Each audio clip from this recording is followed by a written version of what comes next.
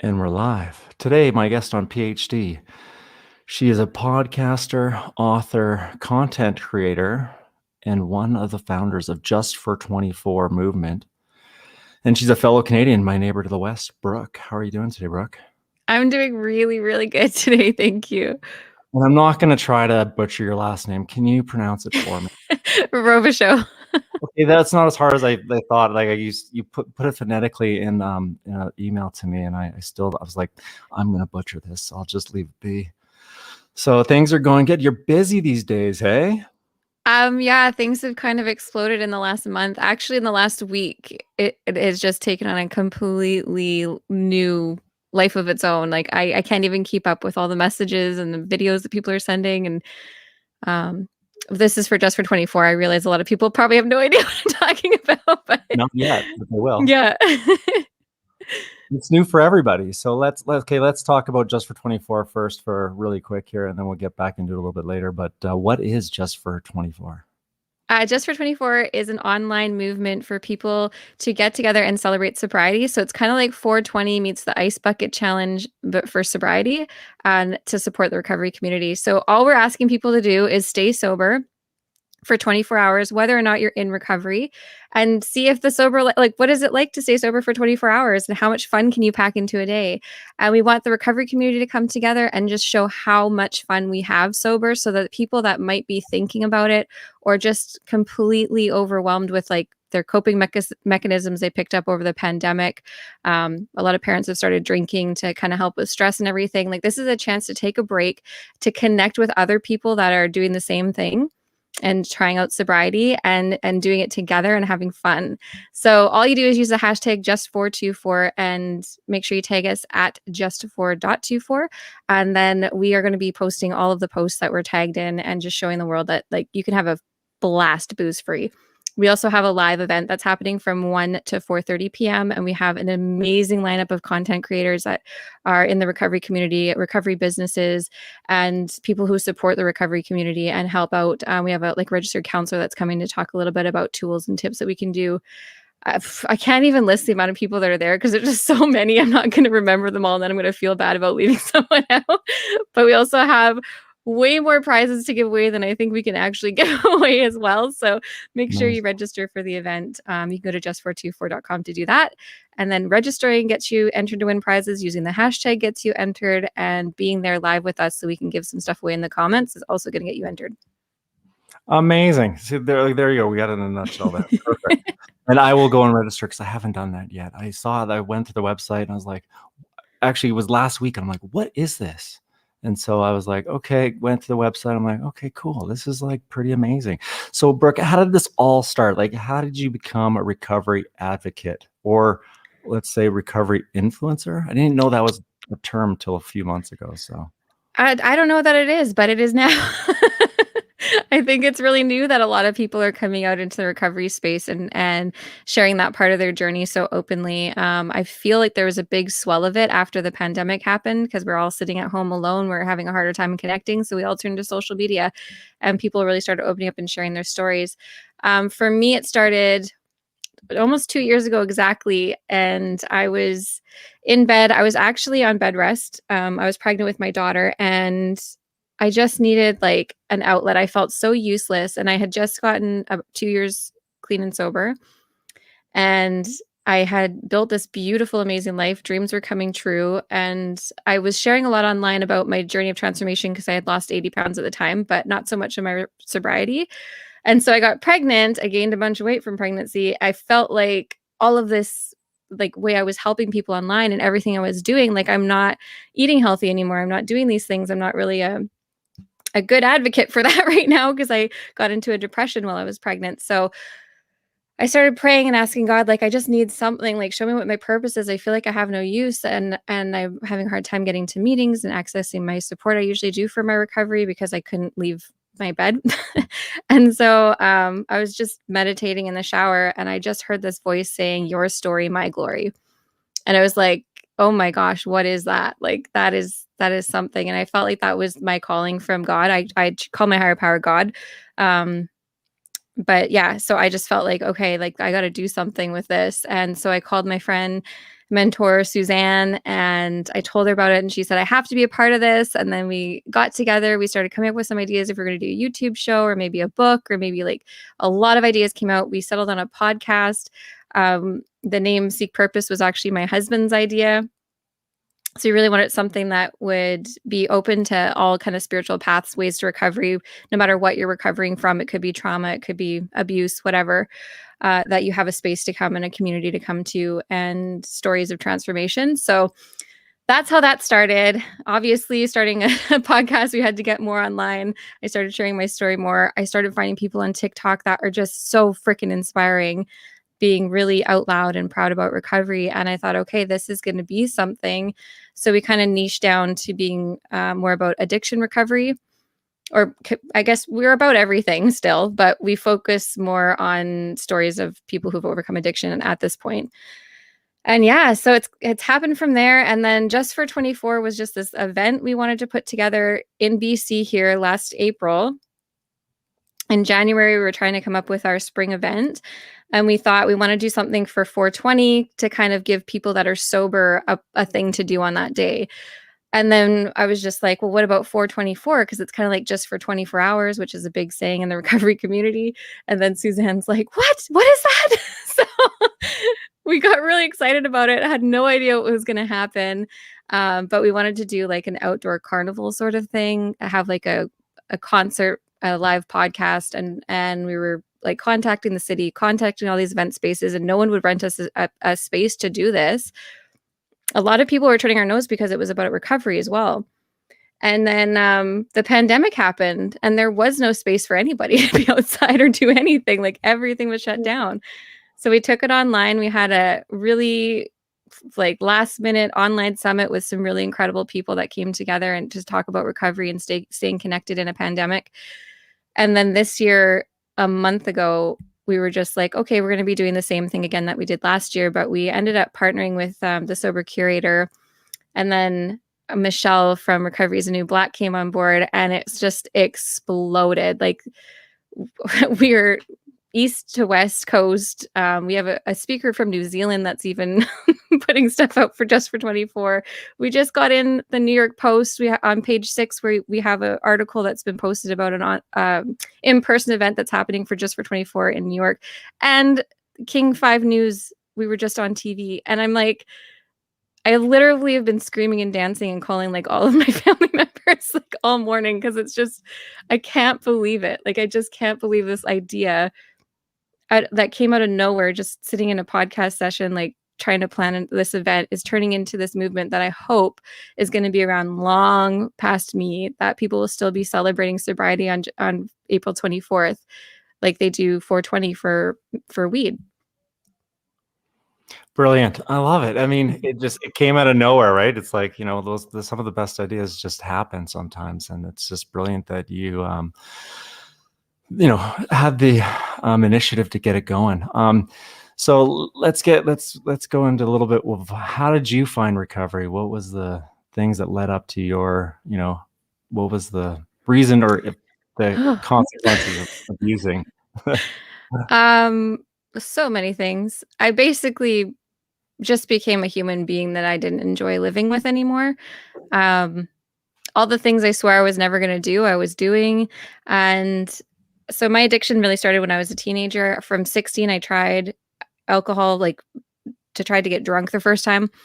And by the time I was 18, I crashed my car into my boyfriend's house and ended up going to smoke crack in like a middle of a park somewhere. Like I went from I was a goody two shoes before 16.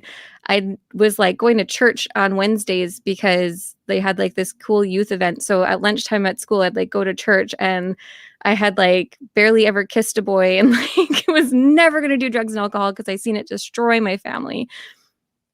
And I swore that was never going to be me. And then I literally tried a joint because I wanted a guy to think I was cool.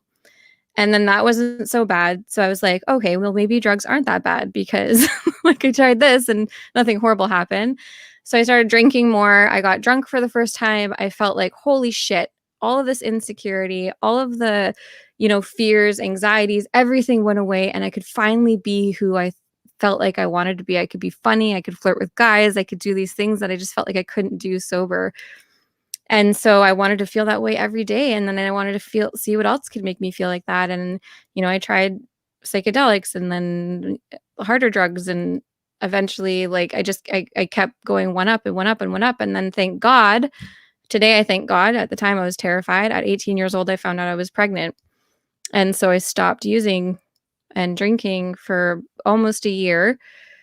Um, After my son was born, I went back to work and then went out after work for a like cocktail hour sort of thing. They were congratulating me for the job, and I ended up getting drunk that night. And again, within 2 years, I was doing drugs again. I was, drinking and driving, doing really scary things. Ended up losing my job. I ended up getting assaulted by a really close person that I'd worked with and her boyfriend, and had horrific panic attacks after that. I couldn't leave my house. I couldn't get on a SkyTrain or a bus or anywhere where I didn't have control. And so I drank and used to try and just function at that point because I couldn't leave my house. My anxiety was so bad. So I'd get blackout drunk just to go out. And that lasted 2 years. And then I met who is my husband now. He didn't drink or smoke or use drugs. He's never even tried weed. He was like some weird unicorn to me. He became my designated driver most of the time. But when we got together, things kind of calmed down, and I slowly started coming out of my shell and getting back into the world, and ended up going to film school. We opened a thrift store.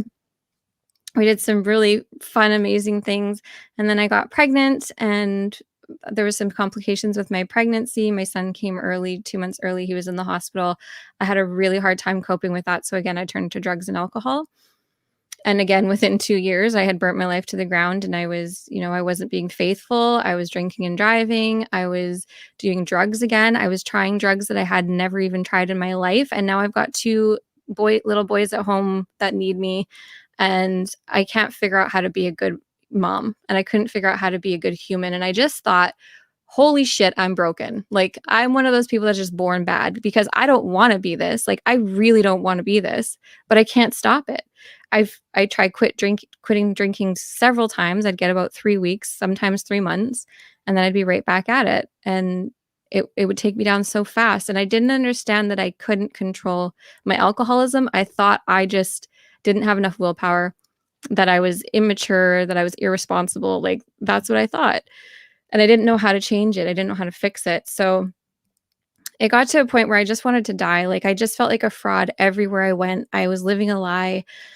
I was hurting so many people that I loved, and they didn't even know it. And I couldn't function anymore. Like, I could not live a lie anymore. And I thought, okay, well, I need to run away or jump off a fucking cliff, because I can't make up for all the shit I've done and all the harm I've caused. And as soon as someone figures out what I'm up to, that's it, game over. Like, everyone's going to hate me. So I ended up going to my mom, and I told her, like, everything I had ever been up to that I'd been keeping a secret. I kind of did what in my recovery community calls the fifth step. And I just laid it all out there. And I was like, I don't know what the hell I'm going to do with my life. Like, I don't feel like I can live anymore. I'm going to have to run away because blah, blah, blah, blah, blah, blah, blah. I just spewed everything I'd been holding in. And my mom said to me, if you get sober, I think your husband will forgive you. He was my fiance at the time. And I think you can get things on track. And the thought of being forgiven and being able to live and not live a lie, like, it gave me just a glimmer of hope. She had a friend that went through a 12-step program that completely changed her life around. And so that's kind of how I heard about it. I was actually in a parade for a recovery house, treatment, or not treatment center, like a place where you go to meetings and stuff. What are those called? Recovery center? A recovery club. That's it. So they had a Christmas parade. I showed up too drunk. And, like, I had no idea what it was. I didn't know that was a recovery center. And I sang in their Christmas parade, like, with this float. And then I end up going to meetings there like 2 years later. And I'm like, holy shit, this is the place. This is what this is. Yeah. So yeah, I went to a 12-step program, and it changed my freaking life. Like, I finally understood why I was doing all the things that I had been doing. I figured out, like, I can't control my alcoholic consumption when I put it into my body, it's not because I suck as a human, it's because I physically cannot do it. And that changed everything for me. I was able to give myself a bit of grace. I was able to get honest with my husband, with my friends, with everybody around me. I lost a lot of friends. Some people I still don't talk to today because I really did hurt them. But I have faith today. Like, if I put one foot in front of the other, everything's going to be okay. I don't know if those people will ever come back into my life, but I know when they do, they're going to see a completely different human being. So, Mhm. anyways, long story short, Loved or it. long It's story great. It's a longer. good story. I just love the fact that you're in the parade, the whatever, and then you just, "Oh, this is what this is now. I get this. Understand." Yeah, I had a kind of a similar story. I was working for a treatment center before I sobered up, and I was doing some consulting for them, and it was kinda like, and then I'm going there to do a presentation, and they're like, "Do you think you might have a problem? It's 6 o'clock in the evening, and you kinda smell funny." I'm like, "I didn't drink since yesterday. I'm totally fine." So it was, yeah, it was an interesting, time, and, yeah, ended up going to that treatment center, and now I work there, so, yeah, it's a fun story. I'll get into that one day, but not today. We're talking about, this is a family disease. So you just mentioned that, does the disease run in your family? Yeah, absolutely. For me, this has been something I've seen kind of really destroy my family. I've lost family members to this disease, and my grandmother struggled with addiction and alcoholism. My grandfather, my mother didn't struggle with addiction, but definitely struggled with the Al-Anon side of addiction. Like it affect our addiction affects everybody in our lives, whether or not they're using. And, but also our recovery affects everyone in our lives, even if they're not in recovery. Like we make a big difference that ripples when we get healthy. And I've seen that in my family as well. Unfortunately, my little brother lost his life to this disease in August of last year. And it's absolutely devastating and the worst thing that has ever happened in my life by far. And I've seen my family come together and grow and heal through this and not get destroyed by it, and I've been able to really help and champion that by being clean and sober and showing, like, helping them with the tools that I've learned through my recovery to be able to grow through something and not have to suffer in it. Anyways, it's been a horribly beautiful time in my family's life, but it is definitely a family disease, and it is a family that heals when we get healthy. For sure. Yeah, wow. I'm sorry for your loss, because that's a tough one. Especially, I talk about unconditional sobriety, and there's no circumstance that I will ever take another drink or do another drug again. Life happens, good things and bad things. And it's just amazing to me that through such a difficult time, you came through. What do you attribute that to, when making it through your brother's death sober, dealing with that in sobriety? What do you attribute, that part of your recovery? How do you kinda explain that? Um, there's so many things that kind of lead me to believe I was being looked out for because, like, my higher power knew this time was gonna come and I would need to be strong for it, and thank God it happened. I turned 4 years sober and he passed away 2 weeks later, so I had 4 years under my belt of waking up every day, making my bed, praying, meditating, going to support meetings, reaching out, getting help, not being afraid to ask for help, like learning all these tools and it being a habit in my life that's so ingrained in me that when this happened, that stuff didn't change. So that kind of kept held me up that I was able to like talk to my friends openly about this, that I felt free and comfortable picking up the phone when I'm struggling in early recovery. That was a little bit harder. But I also lost a cousin of mine to suicide right before I got sober in May. And I grieved in a different way because I drank through that. And I suffered in that and I struggled through it. And my life got worse and worse and worse until I got to a rock bottom dealing with that grief. And then I got sober and my aunt was murdered right before my 2-month chip. And I was grieving sober for the first time in my life. And I thought, there's no fucking way. Like, I'm not going to stay sober through this. I'm allowed to drink through this. This is something too big to stay sober. Everyone's going to understand. It'll be fine. But I picked up the welcome package I got from a recovery meeting.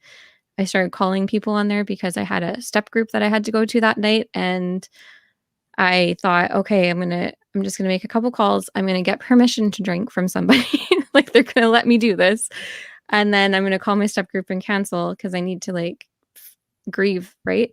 Um, but I picked up the phone and I called every single number I could, and nobody told me that drinking was an option. They all said, "No, you can get through this sober. You're gonna be okay. Just try it. Go to sleep sober, wake up sober, you can drink tomorrow." And I thought, "Okay, I'm getting my 2-month trip in, like, 2 days, so I'm just gonna get to there and then I'm gonna drink." And I made it the 2 days, and my mom and my brother that's passed and my other brother came to my 2-month trip to cheer me on.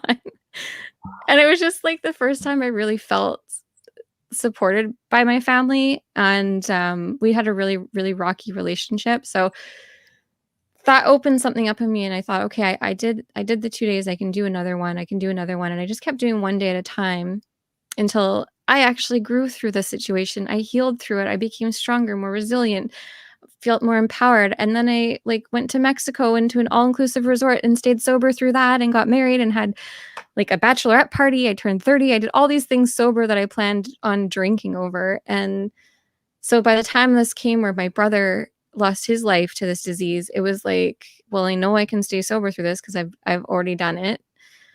And I know if I drink over this, my life's going to get worse because I've already done it. So I really had that in my back pocket as well. And I hope that anyone's listening, they don't have to experience those things in order to know they can get through it sober, like that you can live through my experience. I hope, and just know that it is possible. I've also watched some incredible women lose their kids, lose their get cancer diagnosis, like go through really hard things and stay sober, and that gives me hope and tells me that I can do it too.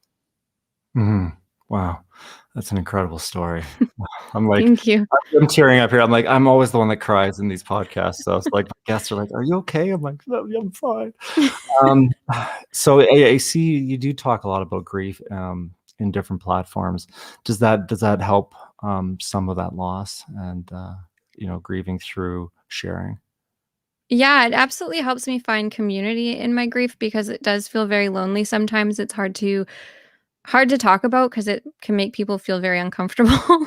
And a lot of people don't know what to say, and things they say can be kind of harmful. So I really feel called to share my journey and experience so that I can help other people not just process their grief, but feel open about talking about it so that people can reach out to me that are going through the same thing and we can have conversations. I'm like finding friends that are going through similar things and we're able to talk about it. I'm also able to find people that have gone through it and are surviving it and are living their lives and finding meaning and purpose through it. And so that gives me hope.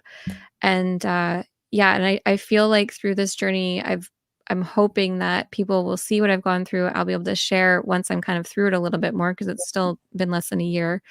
Kind of things that you can do to support someone going through grief, things you might not realize you're saying that can hurt someone when they're in grief. Mhm. And yeah, and I really want to be able to share that, especially in recovery, because I think grieving sober is so fucking hard. But the only thing harder than grieving sober is grieving drunk. So, That's a good message. I mean, mhm. yeah, I'm pretty new to I'm still early in recovery, and so I never know what to say to anybody. Like, I mean, when you're telling that story, I'm like, what am I gonna say? Because there's nothing I can say to make you feel better, and I'm always worried that I'm gonna put my foot in my mouth. So, Mhm. and you have a big reach. Like, you have a really big reach. You're the co-founder of the Seek Purpose Collective. How did that start? I mean, give me a little bit more background on that, and who's your partner, and what do you do with that? So Seek Purpose Collective it started as a podcast. It's really grown into a community. Like I said, I was on bed rest. I got that message. I called Suzanne. So we kind of just been putting one foot in front of the other. We had no idea what we were creating, and we've kind of let it just be led by our higher power, God, and see where it takes us. And it has honestly like opened the doors to all these incredible connections with people that are really inspiring in the recovery community.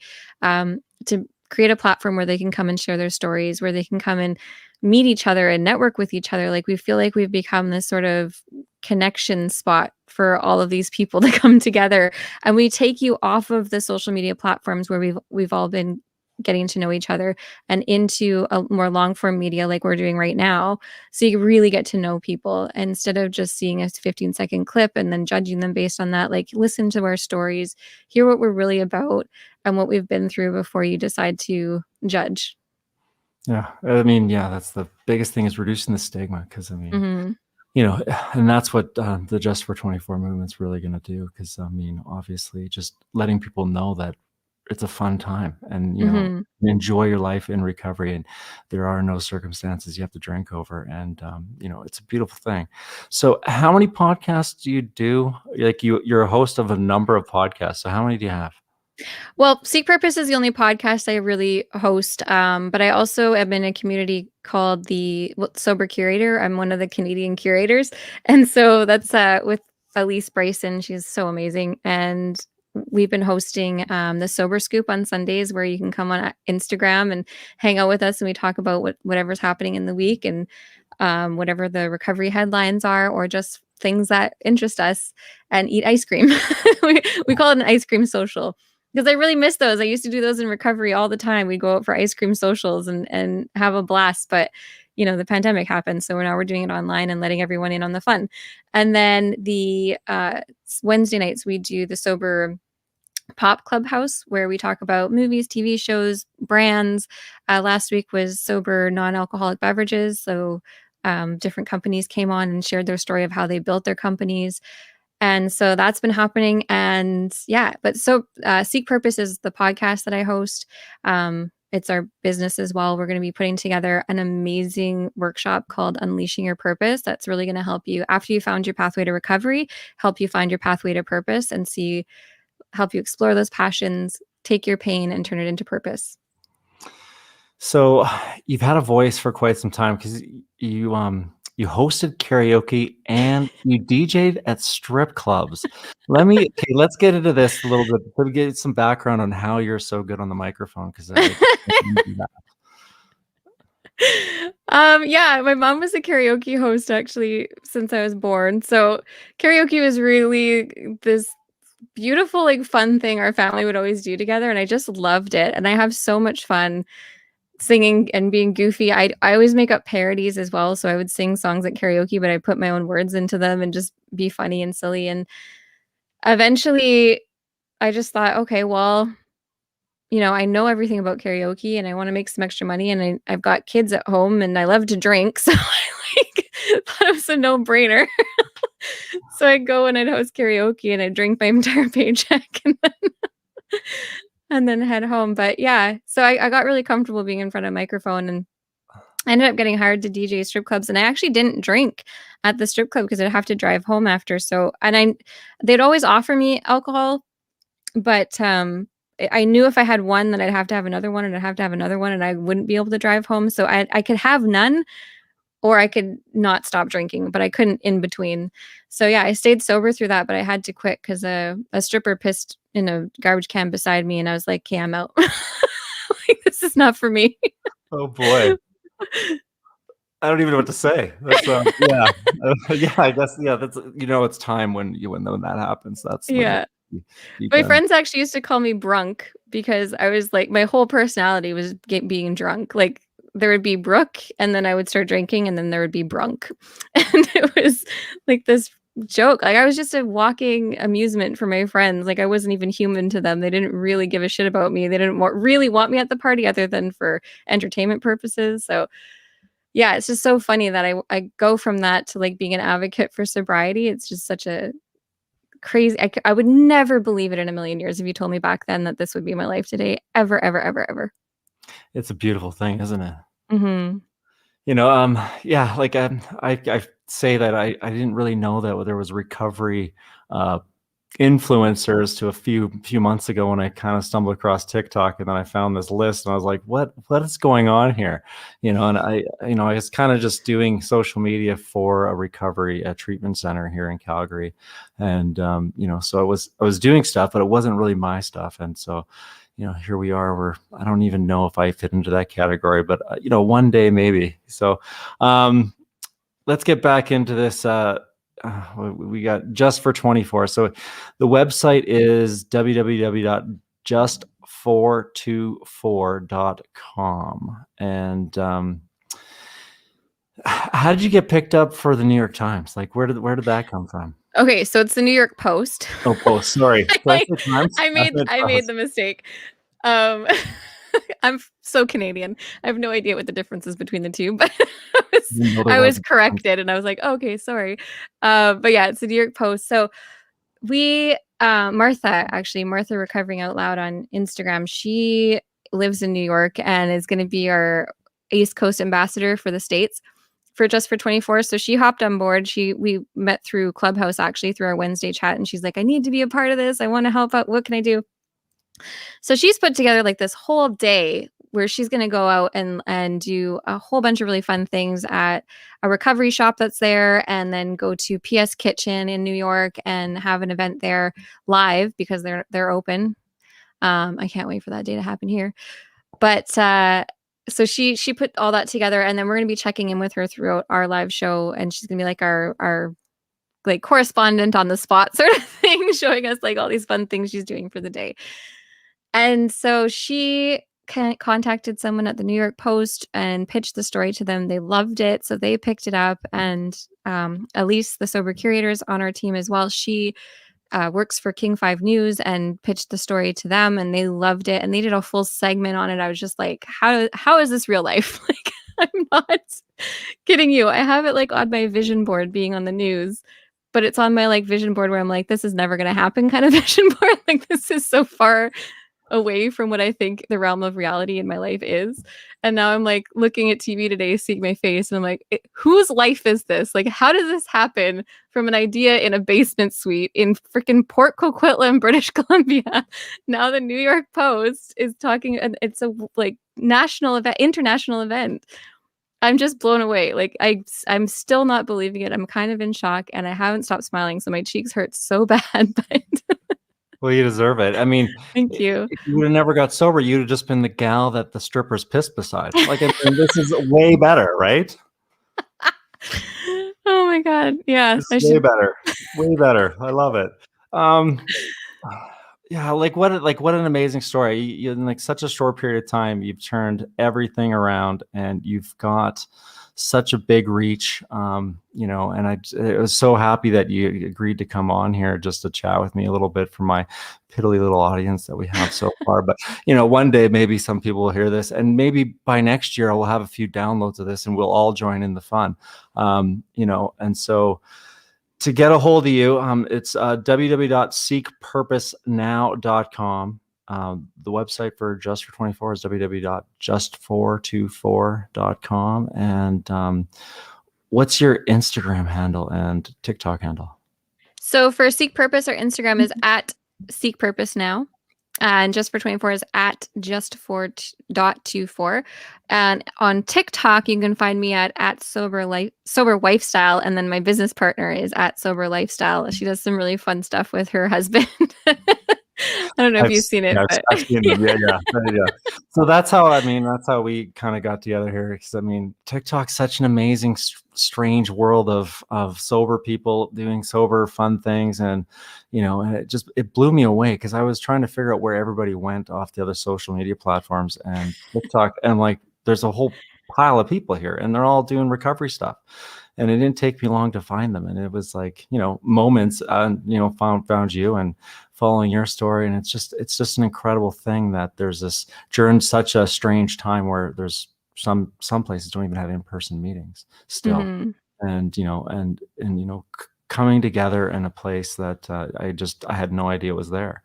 So, now I'm going to have all your links and stuff in the bio of the podcast, the live stream. So if anybody wants to find you, please go and check it out. Tomorrow is 4/24. It's the new 4/20 for sober people. It is. Thanks for taking the time to talk to me today, Brooke. This is I'm just super stoked, and I'm just so happy that we're reducing the stigma and showing people that sobriety is not so bad.